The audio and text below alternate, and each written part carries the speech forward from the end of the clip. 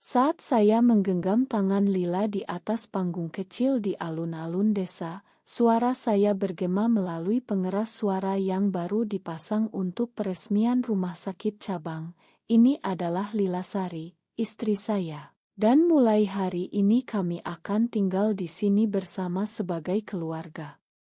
Mata ayah saya yang duduk di barisan pertama langsung membelalak penuh kemarahan, wajahnya memucat seketika seolah darahnya tersedot keluar, sementara bisik-bisik warga desa Karanganyar mulai menyebar seperti api di rumput kering, mengancam segala yang telah saya bangun selama 12 tahun terakhir.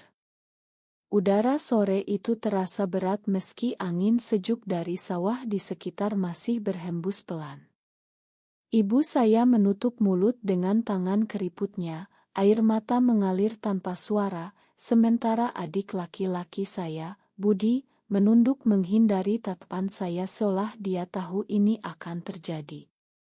Saya berdiri tegak di sana, jas putih direktur rumah sakit masih terasa hangat di tubuh saya, tapi hati saya sudah dingin karena tahu badai baru saja dimulai. Warga yang tadinya bertepuk tangan untuk peresmian kini saling pandang, beberapa ibu-ibu menarik anak mereka menjauh, dan saya bisa mendengar gumaman ini tidak mungkin Nadia anak Pak Hadi dengan wanita. Saya ingat betul hari itu 12 tahun lalu ketika semuanya hancur. Usia saya baru 18 tahun, masih duduk di bangku SMA desa ini. Lila adalah teman sekelas yang selalu membuat hari-hari saya cerah dengan senyumnya yang lembut.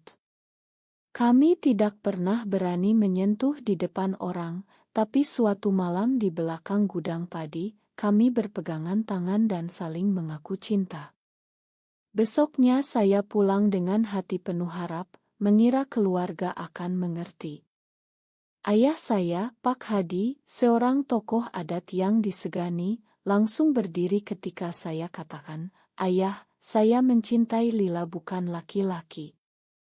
Tamparan pertama mendarat di pipi saya begitu keras hingga saya terjatuh. "Kamu membawa malu ke seluruh keluarga," teriaknya sambil menendang saya keluar rumah. Ibu hanya menangis di sudut ruangan tanpa berani bicara, takut kehilangan suaminya juga.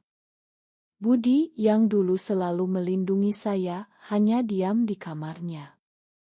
Malam itu saya tidur di stasiun bus dengan tas berisi baju seadanya, meninggalkan desa ini dengan luka yang tak pernah sembuh. Kini, setelah bertahun-tahun kuliah kedokteran di Jakarta dengan beasiswa dan kerja malam, saya kembali sebagai direktur Karanganyar yang baru dibangun pemerintah provinsi.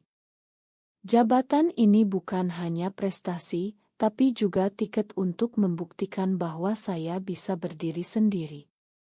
Tapi Lila selalu bilang, "Nadia, jangan paksa mereka terima kita. Cukup kita bahagia." Saya tidak setuju. Hari ini adalah hari di mana saya memilih tidak lagi bersembunyi. Tapi saat melihat ayah berdiri tiba-tiba dan meninggalkan alun-alun tanpa sepatah kata, saya tahu pilihan ini akan memakan korban. Malam itu, di rumah dinas direktur yang baru, Lila memeluk saya erat. "Kamu yakin, sayang?" tanyanya pelan. Saya mengangguk, tapi di dalam hati saya sudah mulai merasakan retak pertama pada dinding keluarga yang sudah rapuh.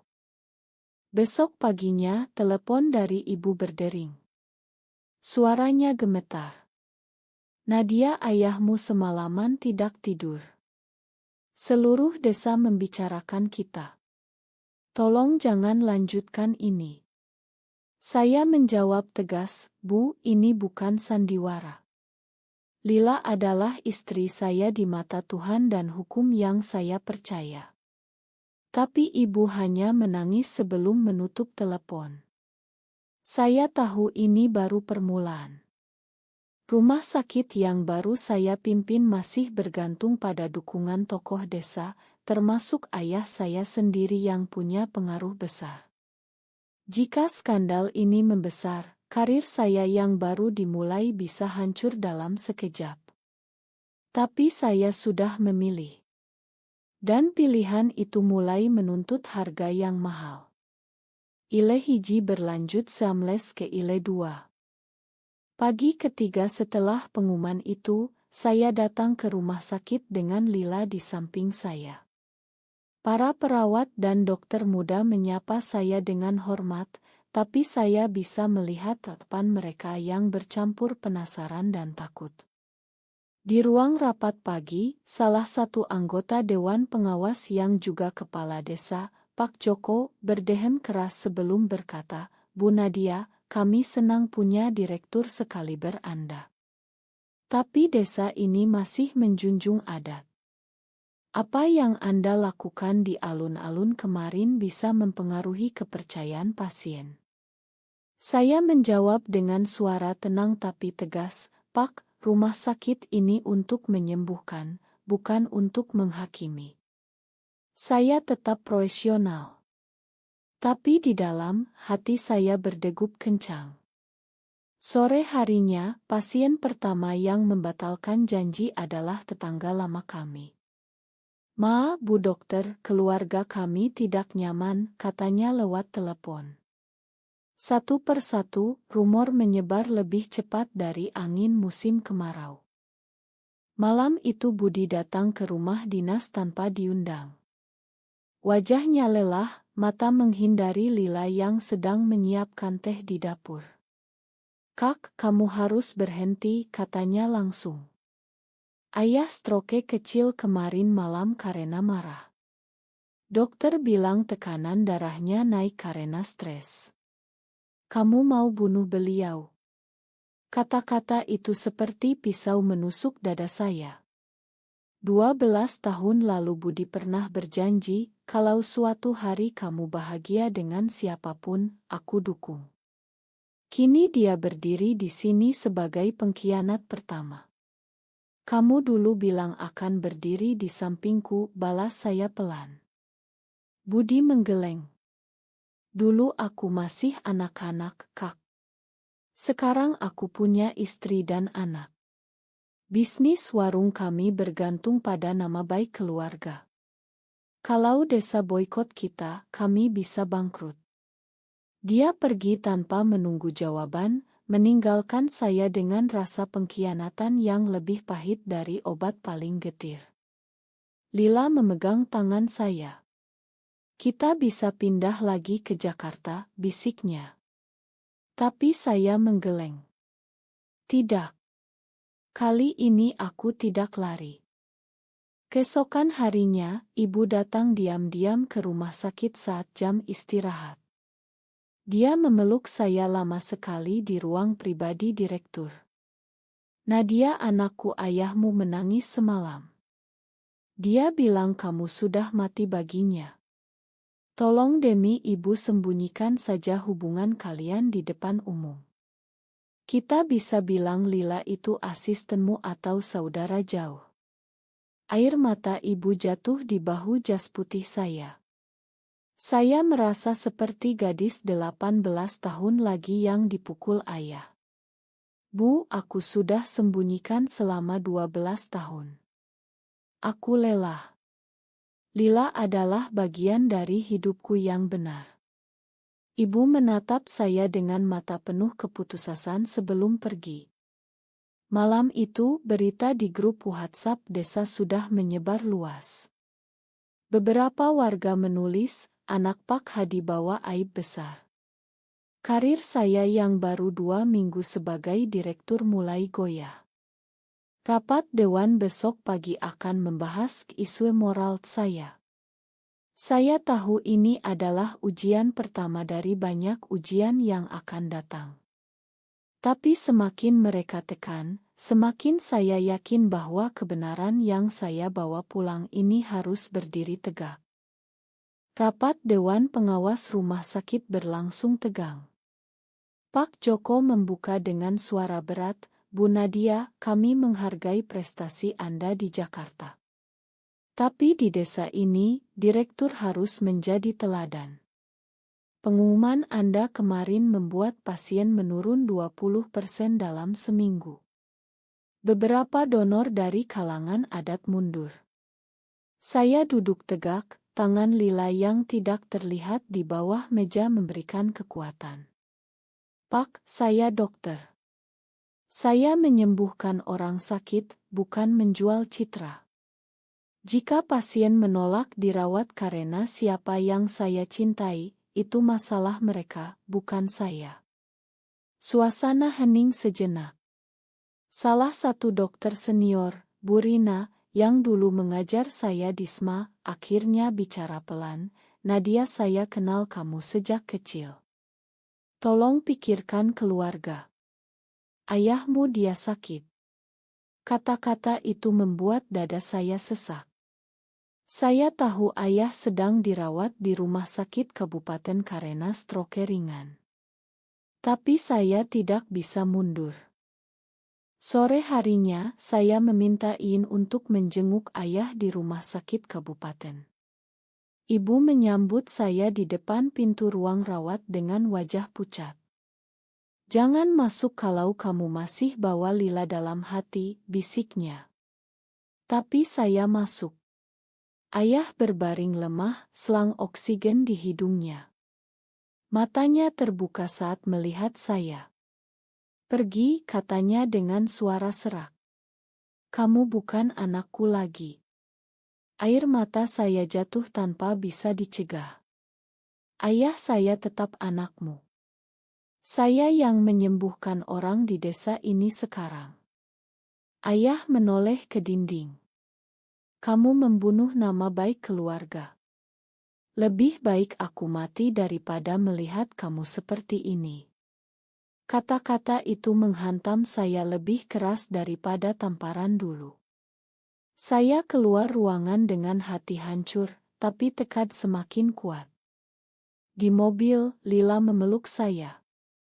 "Kita pulang ke Jakarta besok saja," katanya lagi. Saya menggeleng. "Tidak.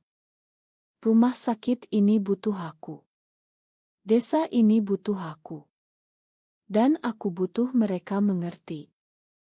Malam itu, Budi menelepon lagi. Kali ini suaranya lebih keras. "Kak, aku sudah bicara dengan pengacara desa. Kalau kamu tidak tarik pernyataanmu, kami bisa minta pengadilan adat untuk mencabut hak warismu atas tanah keluarga." Ayah sudah tanda tangan surat.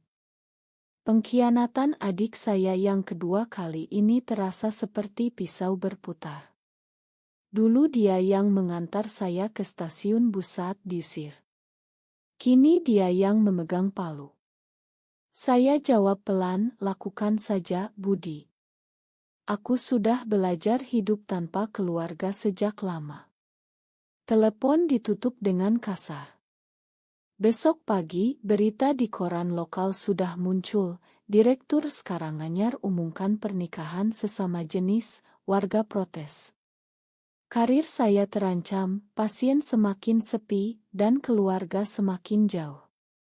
Tapi di tengah semua itu, Lila tetap di samping saya, tangannya hangat mengingatkan bahwa saya tidak sendirian. Konflik semakin dalam, dan saya tahu puncaknya belum tiba. Seminggu kemudian, rumah sakit hampir sepi. Hanya pasien darurat yang datang. Dewan memanggil saya lagi. Kali ini nada mereka lebih keras. "Bu Nadia, kami terpaksa meminta Anda cuti sementara sampai isu ini reda. Donor sudah mundur total." Saya berdiri, suara saya tidak goyah. "Kalau begitu, saya akan mundur sebagai direktur. Tapi saya tetap dokter. Saya akan buka klinik kecil di pinggir desa." Kata-kata itu membuat mereka terkejut. Saya tidak menunggu jawaban. Di luar, Lila menunggu dengan mata berkaca-kaca. "Kamu gila, Nadia. Jabatan itu segalanya bagimu." Saya tersenyum pahit. "Bukan. Kamu segalanya bagiku." Kami pulang ke rumah dinas yang kini terasa lebih kecil. Malam itu telepon dari ibu datang lagi. Nadia, ayah stroke lagi. Lebih parah. Dokter bilang dia butuh operasi jantung, tapi dia menolak kalau dokter dari desa yang tangani. Tolong kamu satu-satunya yang bisa. Saya langsung bergegas ke rumah sakit kabupaten. Ayah terbaring tak sadarkan diri. Dokter senior di sana menggeleng. Kondisinya kritis, Bu. Butuh ahli bedah jantung segera. Saya adalah ahli itu. Tapi ayah pernah bilang lebih baik mati daripada disentuh tanganmu yang kotor. Saya berdiri di depan ruang operasi selama 2 jam, tangan gemetar. Lila memegang bahu saya. Kamu harus lakukan, Nadia. Dia ayahmu. Akhirnya saya masuk. Di bawah lampu operasi, saya memotong dada ayah dengan tangan yang dulu dia usir. Setiap jahitan adalah doa. Operasi berhasil. Ayah selamat. Tapi saat dia sadar keesokan paginya dan melihat saya di samping tempat tidur, matanya penuh kebencian. Keluar, bisiknya lemah. Kamu tetap aib. Ibu menangis di sudut. Budi berdiri di pintu dengan wajah keras. Kak, terima kasih sudah selamatkan ayah. Tapi jangan harap kami makan. Saya keluar ruangan dengan hati hancur tapi lega. Di koridor, Bu Rina, guru lama saya, menghampiri. Nadia, desa sudah mulai berubah. Beberapa ibu-ibu mulai bertanya tentang kamu. Tapi ayahmu dia masih kepala adat. Saya mengangguk. Tekanan sosial semakin berat. Beberapa tetangga melempar batu kecil ke pagar rumah dinas malam itu. Lila ketakutan, tapi saya peluk dia erat. Kita bertahan. Konflik mencapai titik di mana saya harus memilih, meninggalkan desa lagi atau bertahan dan membayar harga penuh. Saya memilih bertahan. Dan pilihan itu akan segera diuji lebih dalam lagi. 2 minggu setelah operasi ayah, rumah sakit memanggil saya kembali. Pasien mulai berdatangan lagi karena tidak ada direktur pengganti yang mampu. Dewan menawarkan kompromi, jaga hubungan pribadi Anda di balik pintu. Jangan umumkan lagi. Saya tolak. Saya tidak mau hidup dalam kebohongan. Saat itu Budi datang lagi dengan dokumen. Kak, ini surat pelepasan hak waris dari ayah. Tanda tangan saja, maka kami tidak akan ganggu lagi. Saya baca surat itu dengan tangan dingin. Tanah warisan yang dulu saya harapkan untuk klinik kecil, hilang. Tapi saya tanda tangani. Ambil saja, kata saya. Aku sudah punya keluarga sendiri. Budi pergi tanpa kata. Pengkhianatan terakhir dari darah daging saya terasa seperti akhir dari segalanya. Malam harinya, Lila sakit demam tinggi karena stres. Saya rawat dia di rumah, tapi desa semakin ramai dengan demonstrasi kecil di depan rumah sakit menuntut ke direktur yang bermoral. Ibu datang diam-diam lagi. Nadia, ayah mulai bicara sendiri. Dia bilang dia gagal mendidikmu. Tolong kunjungi dia sekali lagi sebagai anak. Saya pergi. Ayah duduk di kursi roda di teras rumah lama. Saat melihat saya, dia tidak teriak lagi. Hanya diam lama. Kamu selamatkan nyawaku, katanya akhirnya dengan suara lemah. Tapi kamu bunuh hatiku. Saya berlutut di depannya. Ayah, saya tetap mencintai ayah. Tapi saya juga mencintai Lila. Apakah itu salah? Ayah menoleh. Di desa ini, ya. Pergi. Jangan kembali. Air mata saya jatuh ke lantai tanah. Saya bangkit dan pergi untuk terakhir kalinya. Keesokan harinya, saya umumkan di grup desa, mulai hari ini, saya buka klinik kecil di pinggir sawah. Semua warga tetap saya layani tanpa pandang bulu. Beberapa warga mulai datang diam-diam, tapi keluarga tetap membeku. Budi bahkan memindahkan ibu ke rumahnya di kota agar tidak bertemu saya. Karir saya sebagai direktur resmi berakhir, tapi sebagai dokter, saya baru mulai. Lila pulih dan berdiri di samping saya setiap hari. Konflik mencapai puncak ketika ayah mengirim pesan terakhir, "Kamu sudah mati bagiku." Saya baca pesan itu sambil memegang tangan Lila. Ini adalah keputusan tak terbalikan. Saya memilih kebenaran. Dan harga yang harus dibayar adalah kehilangan seluruh ikatan darah. Klinik kecil di pinggir sawah mulai ramai. Warga yang dulu membisikkan aib kini datang karena tidak ada pilihan lain.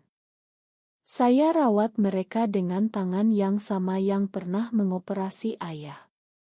Lila membantu sebagai perawat sukarela, senyumnya yang lembut perlahan mencairkan hati beberapa pasien. Tapi setiap malam, saya masih terbangun karena mimpi tentang ayah yang membelakangi saya. Ibu tidak pernah datang lagi. Budi mengirim surat resmi bahwa semua hak keluarga sudah diputus. Desa masih terbelah. Beberapa anak muda mulai bertanya pada saya tentang cinta dan identitas, tapi orang tua mereka melarang. Saya tahu perubahan butuh waktu, tapi waktu itu mahal. Suatu sore, saat matahari terbenam di atas sawah, Lila memeluk saya dari belakang. "Nadia, kamu sudah lakukan yang benar. Tapi apakah kamu bahagia?" Saya menoleh, melihat mata indahnya yang selalu menjadi rumah bagi saya. "Aku bahagia karena kamu. Tapi aku kehilangan mereka."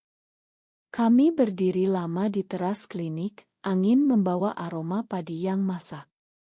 2 bulan kemudian, berita kecil muncul di koran provinsi, dokter lesbian di desa Karanganyar buka klinik mandiri.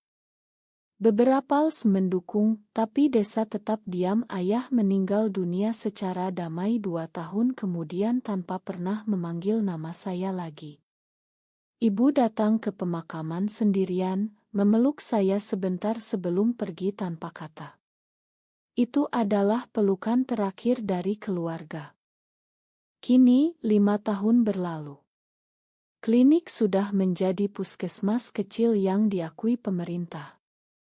Lila dan saya hidup tenang, meski bayang-bayang masa lalu masih ada.